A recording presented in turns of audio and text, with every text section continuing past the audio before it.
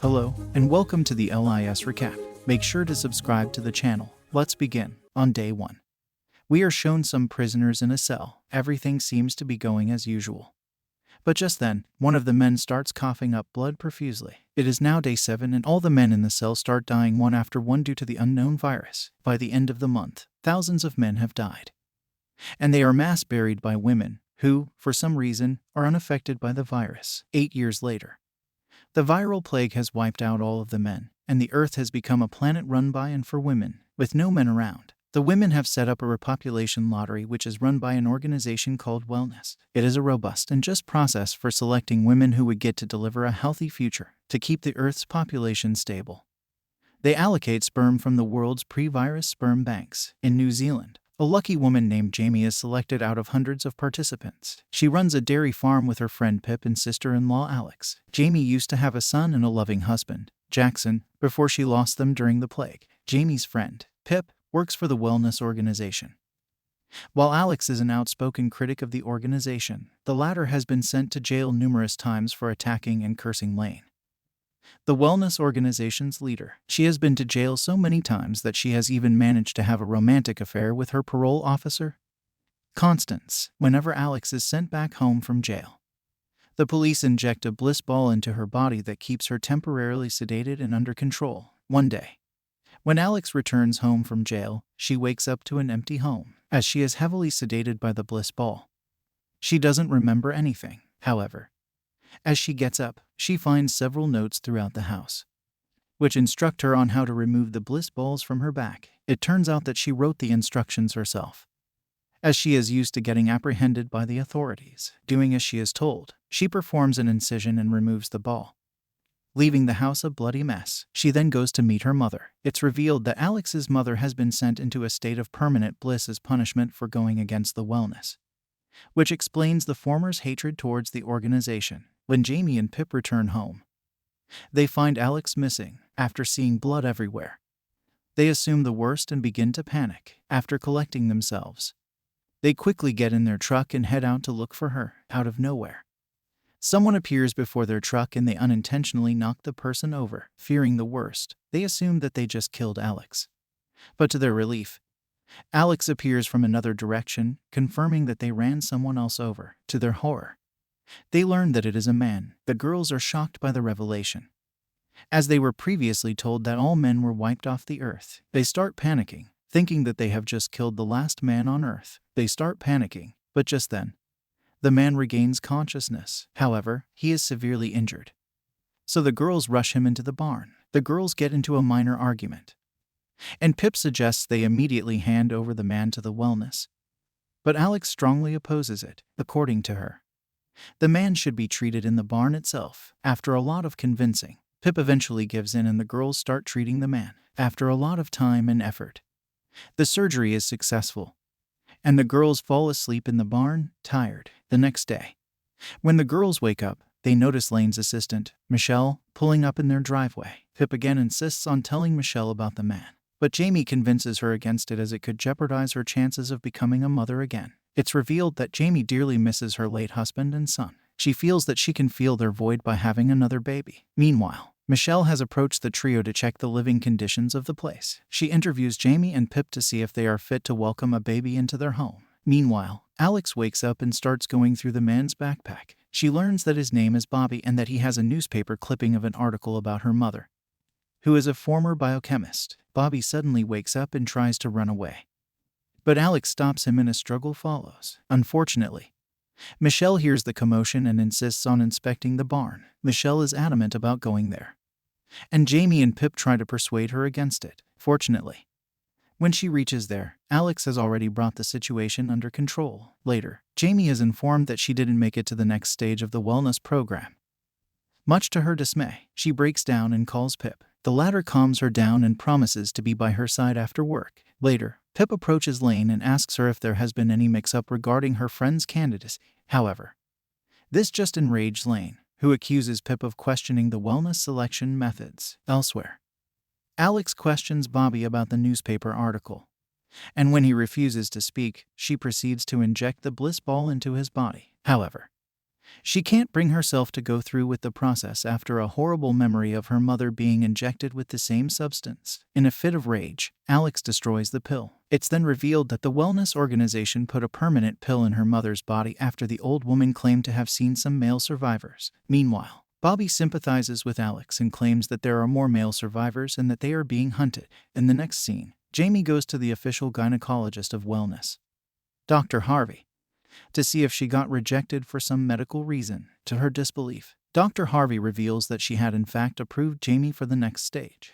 Desperate for a baby, Jamie goes to Bobby to get his sperm, but she ends up breaking down in front of him. Soon, Pip arrives and sends Jamie back home, promising to help her. Moments later, she emerges from the barn with Bobby's sperm and hands it to Jamie. The next day, Jamie meets a woman at a store who was also rejected by the wellness program and is able to resonate with her. Meanwhile, Pip again hounds Bobby for his sperm to make sure that Jamie has abundant sperm to get pregnant. As part of a bargain, she lets him shower under her supervision, which ends up arousing her. Later, Alex offers Bobby drinks in order to win his trust and make him open up about his wellness. However, she ends up getting drunk, and Bobby uses this opportunity to free himself and run away. Sadly, he is not able to get far because of his injury, and he's forced to return. He then shows a half-conscious Alex a SIM card that he says could lead them to a place where other survivors have been kept.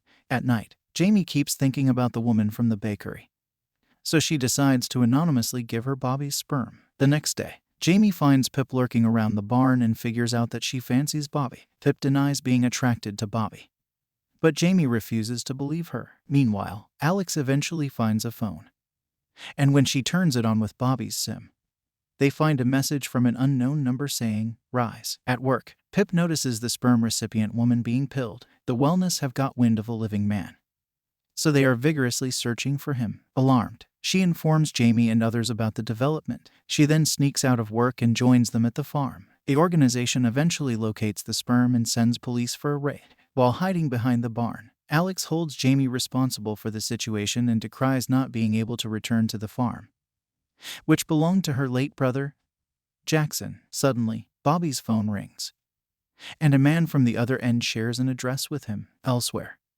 an unknown woman is seen intercepting their conversation. The group decides to hide at the site where Jackson and other sick men were burned to death to contain the plague. There, the unknown woman finds them and starts chasing them with a dart gun, forcing the group to flee in their car. Bobby reveals that the woman is a hunter and she killed his friend 2 weeks ago while trying to get rid of the hunter.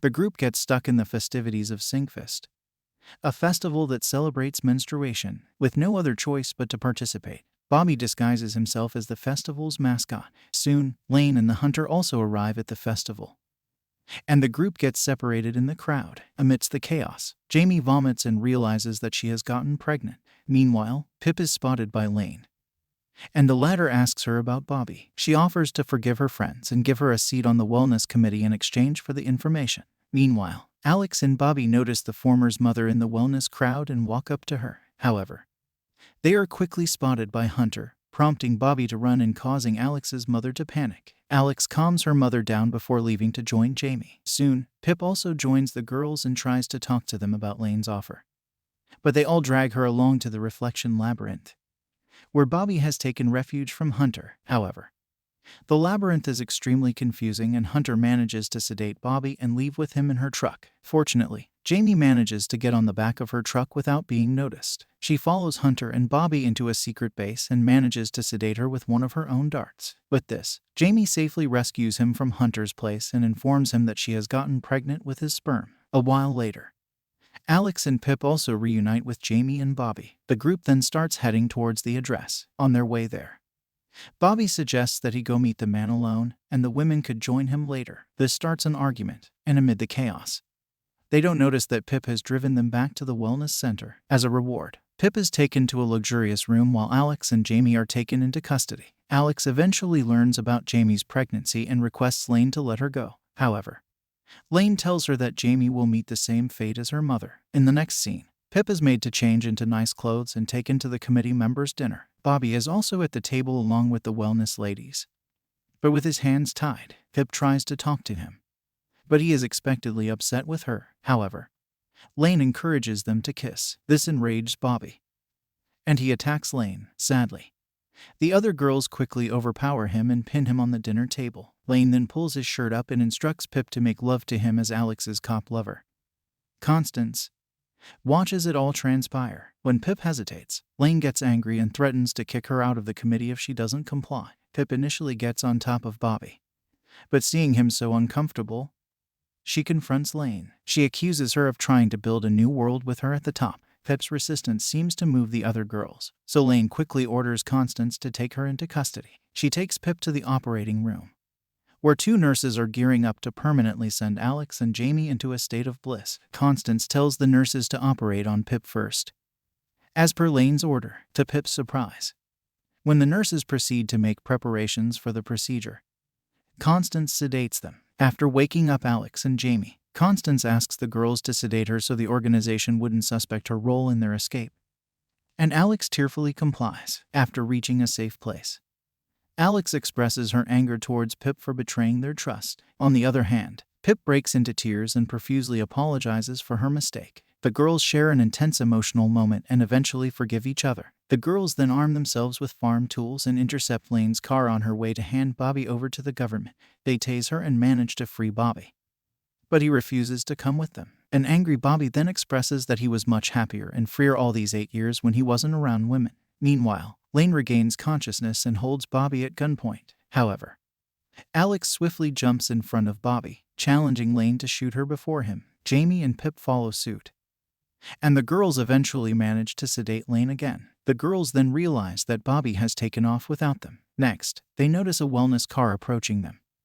so they quickly take cover in the bushes. Meanwhile, Bobby makes his way towards the address, which turns out to be an abandoned sports ground. Much to his dismay, the girls reunite with him there soon. He feels that the surviving men won't accept him with the women around, so he tries to get rid of them, but Hunter arrives, as she explains that she is there to protect Bobby.